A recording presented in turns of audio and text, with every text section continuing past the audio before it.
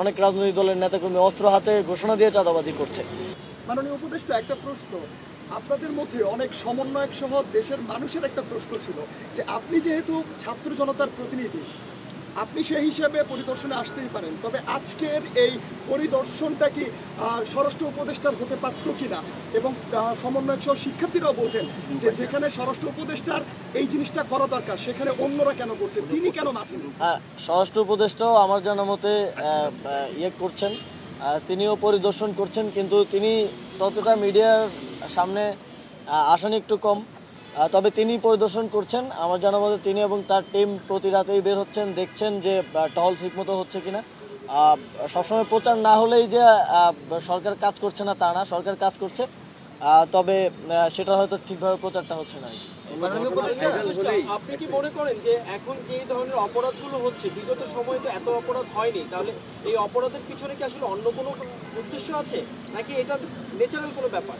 আমরা একটু স্ট্যাটিস্টিক্সটা যদি দেখি তাহলে আসল নাম্বারটা হয়তো আমরা বলতে পারবো। তবে যেটা হয় যে একটা ঘটনা ভাইরাল হলে কিংবা এটাকে কেন্দ্র করে এক ধরনের প্যানিক সৃষ্টি হয়ে যায়। প্যানিক সৃষ্টি হলে মনে হয় যে অনেক বেশি হয়তো অপরাধ হচ্ছে।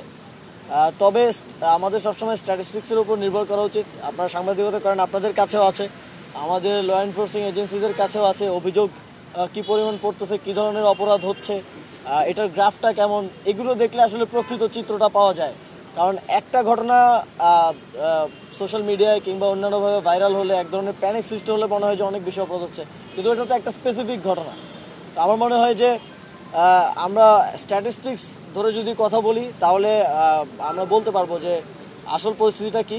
তবে ছোটোখাটো অপরাধ যেটা আমি বললাম সেটা একটু বাড়ছে, তবে বড় ধরনের অপরাধগুলো সিগনিফিকেন্টলি কমে এসেছে। বিগত 6 মাসে যথেষ্ট উন্নতি হয়েছে। এই ছোটোখাটো অপরাধগুলোকেও এখন যেহেতু আমাদের ল এনফোর্সিং এজেন্সিস অ্যাড্রেস করছে, এটাও সিগনিফিকেন্টলি কমে আসবে। মাননীয় উপদেষ্টা, আপনার দুই দিন আগে একটি সংস্থার মহাপরিচালক রাতে একটি চেকপোস্ট ভিজিটের সময় তিনি বলেছেন যে বাংলাদেশের চাঁদাবাজি কমে এসেছে বলেই চুরি ছিনতাইয়ের মতো ডাকাতির মতো ঘটনা ঘটছে। তাহলে আমরা মনে করি যে চাঁদাবাজিটা থাকলে এই জিনিসগুলো হতো না। এটা তার ব্যক্তিগত বক্তব্য হতে পারে, তবে আমাদের কিছু বিষয়, যেমন জুলাই গণঅভ্যুত্থানের পরে আমরা দেখেছি যে প্রত্যেকটি সেক্টরে আমরা তো দেখেছি যে চাঁদাবাজি হচ্ছে। চাঁদাবাজি আবার নতুন করে দেখা গেছে শুধু আগের যারা কালেকশন করতো তাদের জায়গায় নতুন মানুষজন চলে এসেছে এবং তাদের পেছনে রাজনৈতিক ইন্ধনও আছে। সরকারের কাছে এই তথ্যগুলো আসে যে কে কীভাবে কোথায় কী করছে। তবে আমাদের আহ্বান থাকবে রাজনৈতিক কিংবা সামাজিক যারাই আছে নেতৃবৃন্দ, চাঁদাবাজিকে কোনোভাবে যেন প্রশ্রয় না দেওয়া হয়। কারণ এটাও একটা একটা আইনশৃঙ্খলা পরিস্থিতির মতো বিষয়। অনেক জায়গায় আমরা দেখি যে কেউ অস্ত্র হাতে, অনেক রাজনৈতিক দলের নেতাকর্মী অস্ত্র হাতে ঘোষণা দিয়ে চাঁদাবাজি করছে।